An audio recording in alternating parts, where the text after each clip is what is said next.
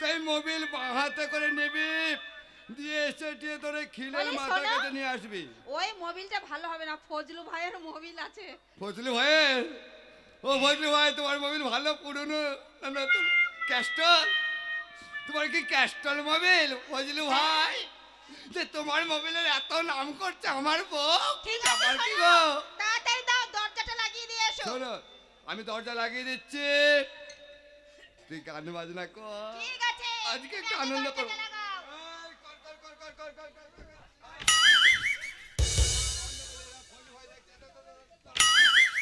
তাই ভালো করে লাগিয়ে দিলে তো? আরে দারুণ লাগিয়েছি। তাই কড়া খেলে একদম শর্টাম করে লাগিয়ে দিয়েছে।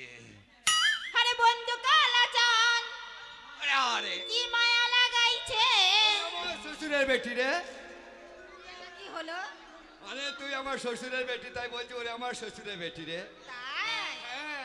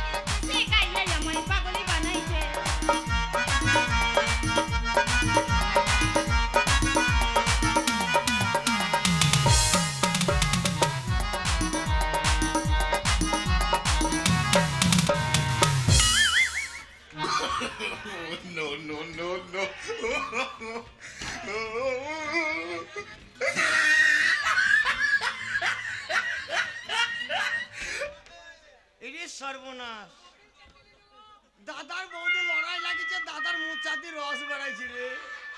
বউ, হে বউ, ওরে শালার বুড়ো, এই জন্য তুমি আমার বিয়ের কথা বলো না। বুঝতে পারছি একটা ঘরে হুড়কো লাগিয়েছি, শীতের সময় বাইরে থেকে তোমরা মজা মারছো। তুমি যেমন মজা মারছো ঘরের ভিতরে, আমিও খেদের মায়ের সঙ্গে মাঠে মজা মারবো। ভাই কি হলো? হে বউ, কি? বিড়ালটা খেতে দিস না। কেন? বিড়ালটা খিদে জ্বালা সহ্য করতে না পারে। তোমার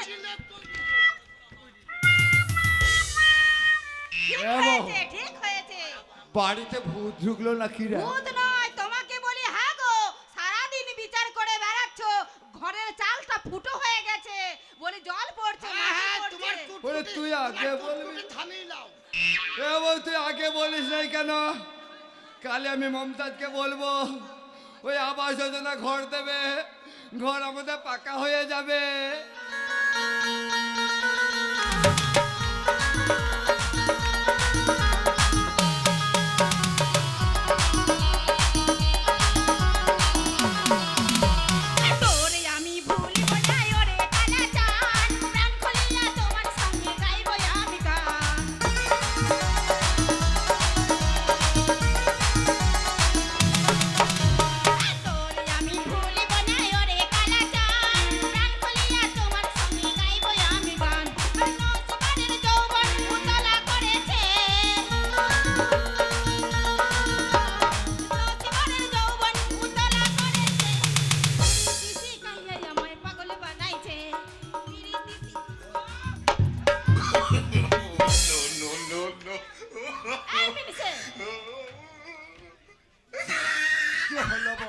বলে কি তুমি কি লজ্জা শরমের মাথা খেয়েছো? কেন কেন কে হয়ে যাচ্ছে? কেন তুমি আমার শাড়ি খুলছো কেন দিন দুপুর বেলা?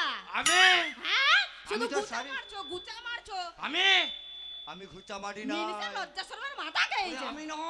তাহলে মনে হয় কুকুরটা। এই কুকুরটা এসেছে, ওকে খেতে দিই নাই, তাই শাড়ির হাতে ঠিক বলেছো, ওই কালো কুকুরটা। এ শোনো, আর গান বাজনা করে লাভ নেই। বলি তোমার ভাই সকালবেলায় বেরিয়েছে, বলি এখনো বাড়িতে আসার নাম নেই।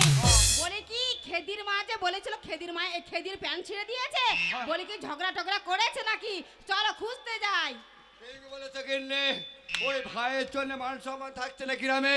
ঠিক তাই বলেছো। শোনো, ভাইকে আজকে ডেকে নিয়ে আসবো, যেখান থেকে খুঁজে বার করবো, তারপর আস্তে আস্তে বাড়ি নিয়ে আসবো। যে ভাই কেমন করে শাসন করতে হয় চোখে আঙুল দিয়ে দেখিয়ে দেবো। সরে যা, সরে যা। তাহলে তুমি আমার চোখে ওরে দেখাচ্ছি। শোন বউ, বলো। আমি যাচ্ছি দক্ষিণ পাড়া দিয়ে, আর তুই যা ওই উত্তর পাড়া দিয়ে। ঠিক আছে। তুই যদি পার ভালোবেসে আদর করে বাড়িতে রেখে নিয়ে আসবি, আর তুমি? আর আমি যদি পাই তা আমি ভালোবেসে আদর করে বাড়িতে রেখে নিয়ে আসবো। ঠিক আছে। তারপরে কেমন করে শাসন করতে হয় এই গ্রামের লোকজনের আঙুল দিয়ে দেখিয়ে দেবো রে। আচ্ছা, চলো। ওরে আমি চললাম। এই লাঠিটা কোথা? কেন? লাঠি আবার কি ওই হবে? লাঠি নিয়ে ভাইকে খুঁজতে যাবো। আমি জানি না, তুমি যাও খুঁজে নাও গা। খুঁজে নেবো। হ্যাঁ। উদম বসে এই, উদম তুমি উদম বাসকে তুই জানিস না লাঠি কোথা আছে? না, জানি না কেন গো। গোয়াল ঘরে যে রেখেছে হুড়কোটা? না, আখাতে জ্বালিয়ে দিয়েছি, ভাত রান্না করেছি। ওটাও দিয়েছি শেষ করে। বেশ, তাহলে ঠিক আছে, আমি যাচ্ছি। তুই যা উত্তর দিকে, আমি যাচ্ছি দক্ষিণ দিকে। ভাইকে যে খুঁজে বার করবো, তারপর শাসন কেমন করতে হয় দেখিয়ে দেবো। চললাম আমি রে।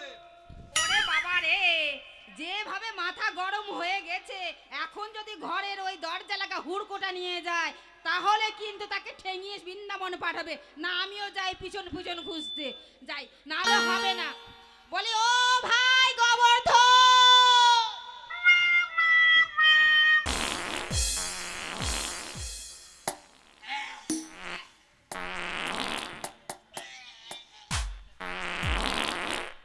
শালা টাকা রে,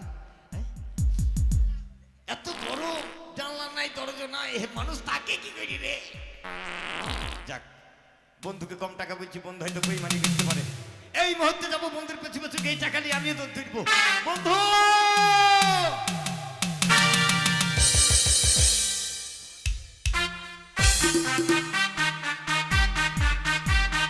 তিন করে তাতে আর মানিক স্বর্ণকারের জন্য আমি টাকা নিয়ে এসেছি। ওরা আসলে ওদের টাকা আমি দিয়ে দেবো। এই তো দেখি আপনাকে একা দেখছি, কিন্তু আপনার বন্ধু। বন্ধু শরীর খারাপ বলেছি, ও, আসতে পাবে না। আপনার এই টাকা না নিয়ে গেলে আপনি বন্ধুকে বাঁচাতে পারবেন না, না তাই না? না, মারা পড়ে যাবে। কিন্তু একটু শরবত খেয়ে যান। না না, এখন শরবত খাওয়ার টাইম নাই, বুঝলেন? একটু বন্ধু- চা। না, চা খাওয়ার অন্যদিন চা খাবো। ও, বুঝতে পেরেছি, এখন আপনাকে হসপিটালে যেতে হবে, তাই না? খুশি হয়ে গেছে। বেশ, শোনেন, আপনার পয়নে 2 লাখ আর আপনার বন্ধুর 1.5 লাখ, এখানে আছে 3,75,000 টাকা। বুঝেছেন? টাকা টাকা টাকা। এই টাকা আমি কেন দিলাম জানেন? কেন? এই টাকা এত টাকা বেশি দেওয়ার কারণ হচ্ছে আপনাদের জন্য আমি আমার আব্বাজানের সঙ্গে দ্বিতীয়বার কথা বলতে পেরেছি, তার জন্য দিলাম। তা বলছিলাম একটু বসেন, একটু হাওয়া। না না না না না না, বন্ধু খুশি হয়ে গেছে। আচ্ছা, ঠিক আছে, আসছি, যান। ডাক্তারখানায় যাবো। ডাক্তারখানা যাবেন? টাকা টাকা টাকা। বন্ধু তুমি ভিতরে থাকো, টাকা টাকা টাকা টাকা। কি হলো, আপনি দাঁড়িয়ে এখানে যান।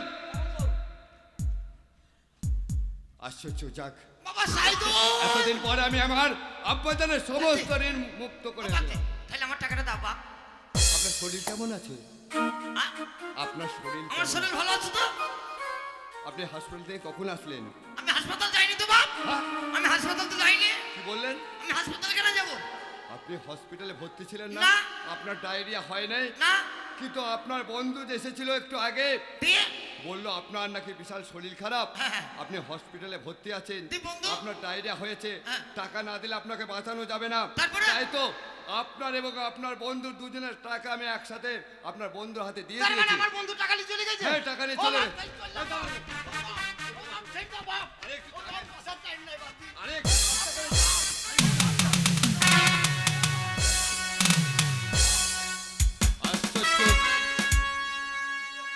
মানিক স্বর্ণকার বললো ওর বন্ধু ভর্তি আছে হসপিটালে, কিন্তু টাকা নিয়ে যাওয়ার সঙ্গে সঙ্গে 3 কোটি তাতে এসে বলছে আমি হসপিটালে ভর্তি ছিলাম না। তাহলে কি এর মধ্যে কোনো রহস্য আছে? না না, আমাকে দেখতে হবে সূত্রহীন দৃশ্য দিয়ে, এর মধ্যে কোনো রহস্য আছে।